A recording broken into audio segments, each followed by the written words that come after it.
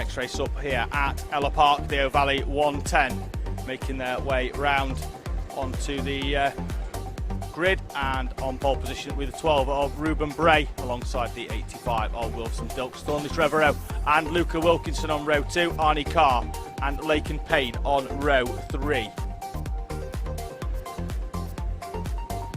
Freddie Bridewell will start in 7th, having come through the pack in the previous race. From the back, he will start alongside Daniel Stevenson, Kobe Garbutt and Cameron Antcliffe.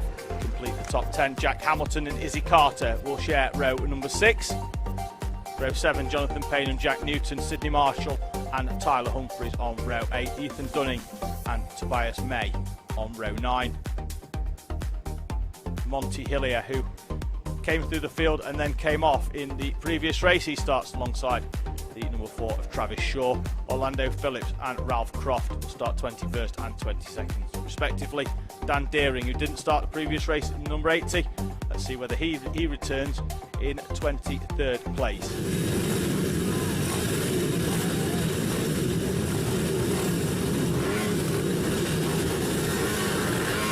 Red light is on then, and we are about to go racing. In the Ohvale, we've got a stationary bike in the middle. Everybody takes evasive action round, and we are clear on circuit with the exception of that one stationary bike. Everybody making their way round. They'll go over the start, finish and through. Let's see if that bike can get going again. Looks like it will do, but now it's just a case of getting some track time and trying to close up as best they can. We've got one rider off on the outside of Shoemakers as well, so hopefully that rider is back up, managing to pick the bike up himself, just trying to get that bike going again. Let's see if we can. We'll see if we can pick out who that is in due course. I think that's Jonathan Payne in the 411. Got 411 on the back of his suit. The bike, however, is moving again with its driver on board.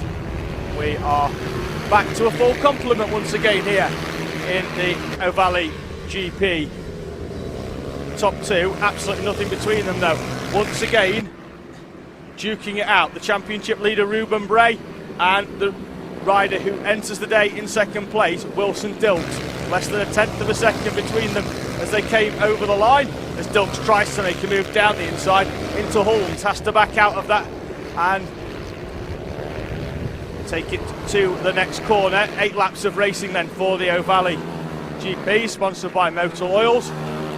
This Ohvale 110 Cup with Bray, Dilks, Wilkinson, Carr, Bridewell once again coming through up into 5th place now.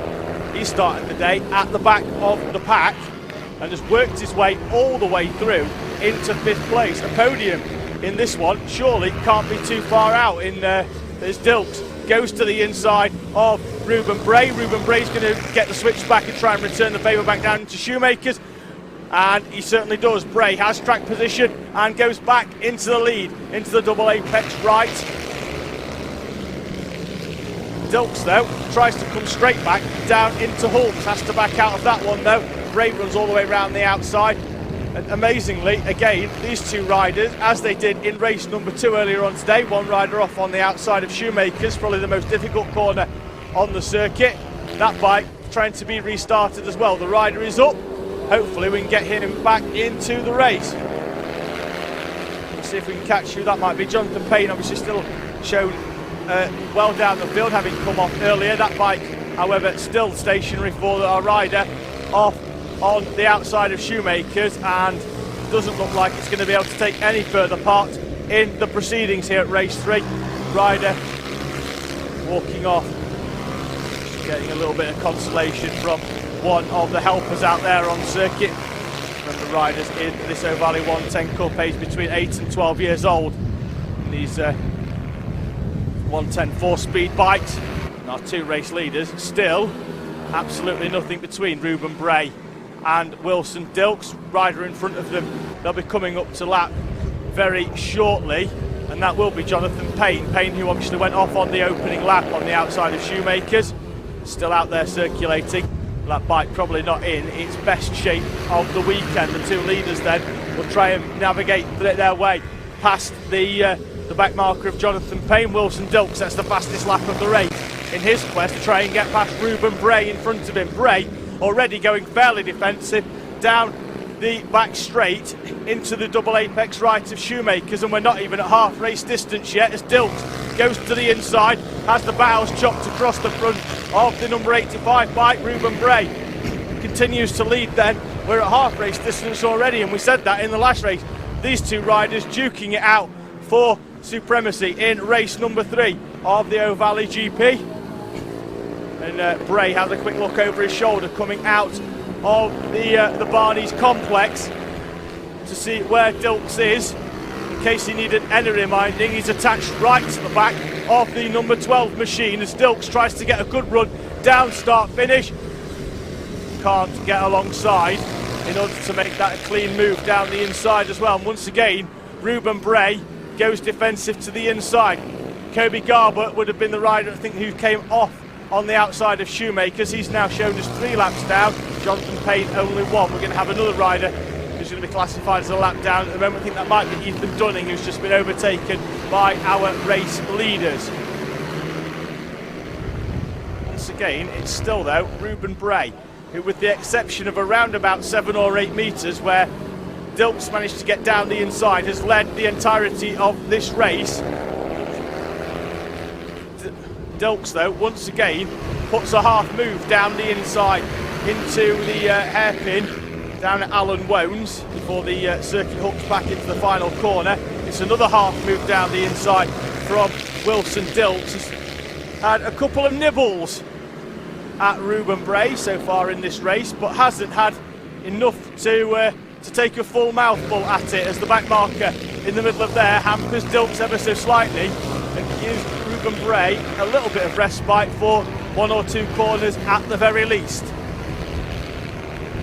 Gap on the previous lap, 0.12 seconds. It's probably a little bit more than that now with the introduction of that back marker into proceedings. Dilks, though, will try and close up the best he can to give himself a opportunity on the final lap. Here they come through then over the start-finish line. Not enough time this time for Dilks to even go, but Bray still feeling the need to go defensive on the inside. He had a quick look over his shoulder and realised that he had, at the time, he had a little bit more comfort than he might have thought, and that has now allowed Dilks to close right up on the back of Ruben Bray. Bray, I imagine, will go fairly defensive down the inside. Doesn't feel the need to, actually, for at Holmes. I imagine this one could get quite spicy as they go down towards Barney's and Alan Wones towards the latter end of the circuit. It's half a lap remaining then, and Ruben Bray, the championship leader, coming into this race weekend, managing to hold off Wilson Dilks. Dilks decides not to go down the inside in the final complex of corners. Bray holds off down the inside. It's going to be a drag run to the line, is it? Dilks tries to get alongside as they get to the line. The checker is out. Bray takes the victory from Wilson Dilks by 0.13 seconds. Dilks on the final lap setting the fastest lap of the race as well as he tried to close right the way in. And Arnie Carr on the final lap snatches 3rd place away from Luca Wilkinson, Laken Payne, Tyler Humphries, Monty Hillier, Freddie Bridewell complete the top 8. We await Daniel Stevenson to come through to take the checkered flag. There he does on the screen with Cameron Ancliffe and Thorley Trevorrow in 11th. There's still a few more riders to come through that haven't already been lapped by our race leaders. Hamilton, Newton and Izzy Carter, with Sydney Marshall come through to take the checker as well.